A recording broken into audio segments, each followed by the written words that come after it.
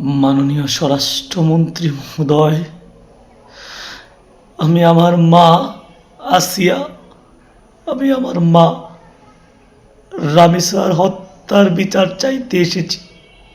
কি নির্মমভাবে, কি নৃশংসভাবে আমার মায়েদের হত্যা করেছে এই জানোয়ারেরা। মাননীয় স্বরাষ্ট্রমন্ত্রী মহোদয়, আপনি আমার মায়েদের হত্যার বিচার করুন। মাননীয় স্বরাষ্ট্রমন্ত্রী মহোদয়, এত তাড়াহুড়া করলে তো হবে না। দেশে আইন আছে, সংবিধান আছে, এগুলা মেনে এটা আইনি প্রক্রিয়ার মাধ্যমে এর বিচার করতে হবে। কি বলেন মাননীয় মন্ত্রী মহোদয়? আমার আসিয়া মা, তার লাশ হয়তোবা মাটির সাথে পুরোপুরি মিশে গেছে। আমার রামেশ আমাকে নির্মম নিষ্ঠুরভাবে হত্যা করা হয়েছে। আপনি বলতেছেন যে আপনি কি করবেন? আইনি প্রক্রিয়ায় যাবেন। আমরা কি পেয়েছি আমার মা আসিয়ার হত্যার বিচার? আমরা কি দেখতে পেরেছি আমার মা আসিয়া হত্যার বিচার? আসিয়া তো শেষ। বিচার প্রক্রিয়ার মাধ্যমে আপনারা যাচ্ছেন, তার কোনি আজও জীবিত।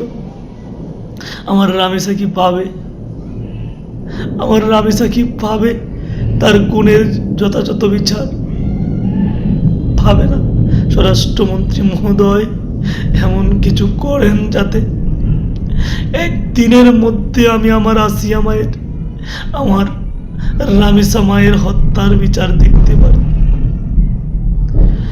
এত তাড়াহুড়া করলে তো হবে না, এত তাড়াহুড়া করলে তো হবে না।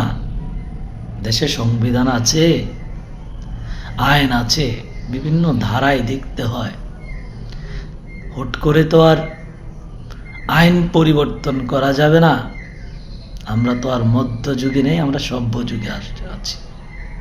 তো সভ্য যুগের বিচারিক প্রক্রিয়া একটু এত দ্রুত করা যাবে না। আচ্ছা, দেখা যাক তোমার মেয়ে হারিয়েছে, কি করা যাবে দেখি। তোমার জন্য নিকুচি করা যায়, তোমার বাসস্থান বা অন্য যে কোনো একটার ব্যবস্থা করা যায় কিনা, কিন্তু আইনি প্রক্রিয়া পরিবর্তন করা যাবে না।